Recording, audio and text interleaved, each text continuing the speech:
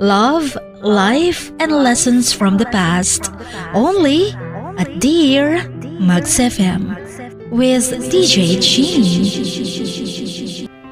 Dear Max FM.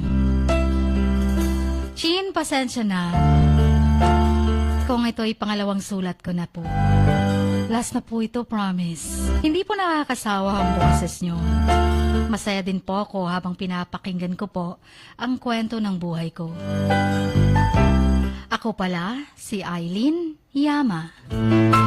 Taga-Sitio, Kibo, Tuyan, Malapatan, Sarangani Province. 30 years old. Chin, may 4 na po akong anak ngayon. 7 kaming magkakapatid. At mahal na mahal ko po ang mga kapatid ko.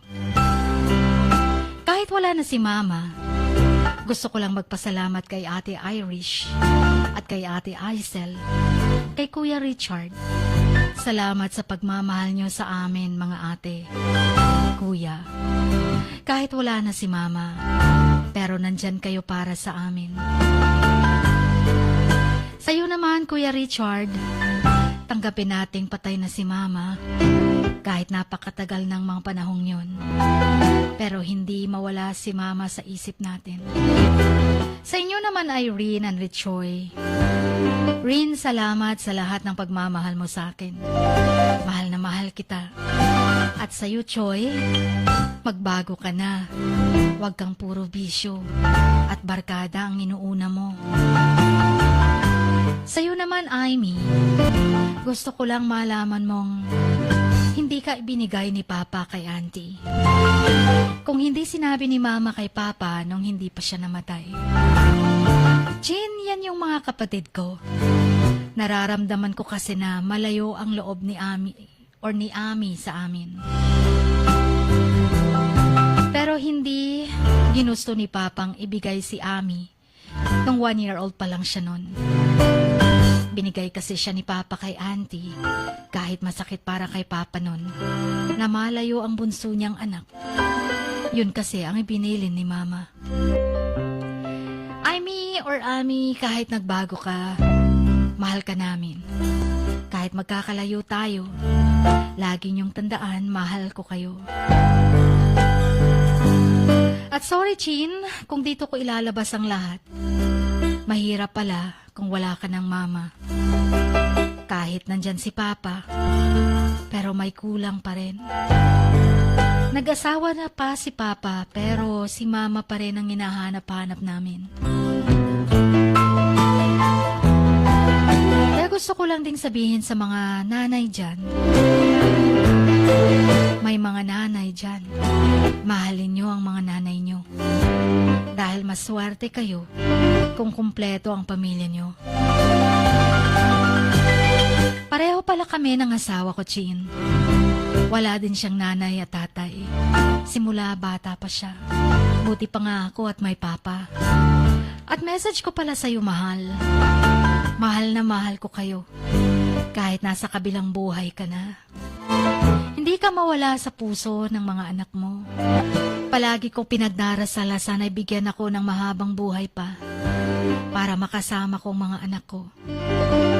Ayokong maranasan nila ang naranasan namin. Kung gaano kahirap na walang nanay. Chin, gusto ko palang malaman mo na idol kita. Hindi nakakasawa. Palagi kitang inaabangan kahit hindi mo ko palaging nakikita sa live. Pero kung sa Bisaya pa, naglanog-lanog ang Max FM diri sa among sityo, sa radyo lang mi maminaw permi.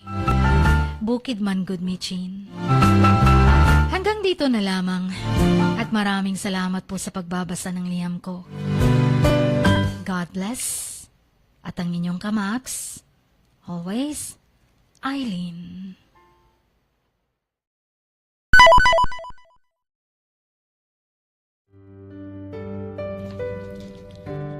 Sa bawat pagluha mo, may nakatagong kwento.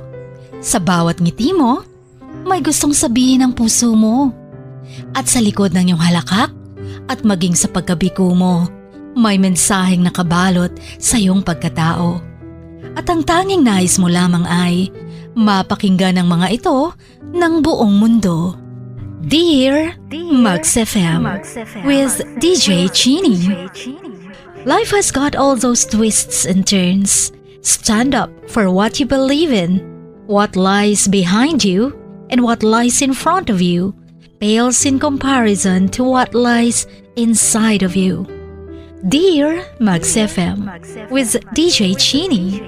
Sabi nga nila, ang pagsusulat kapag masyado mong diniinan hanggang sa susunod na pahina ay nagmamarka.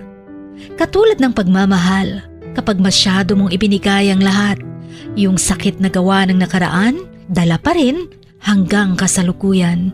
Dear Max FM, you own your story and you are the author of your own book of life. Don't let others write your script, but let others hear your story and make them inspired. Kaya sumulat na, maging bahagi ng aming programa, Dear Max FM with DJ Chini, tuwing Lunes hanggang Biyernes, 1:00 hanggang 3:00 ng hapon sa Max News FM, Sock Sargent. Love, life, and lessons from the past, only at Dear Max FM with DJ Chini.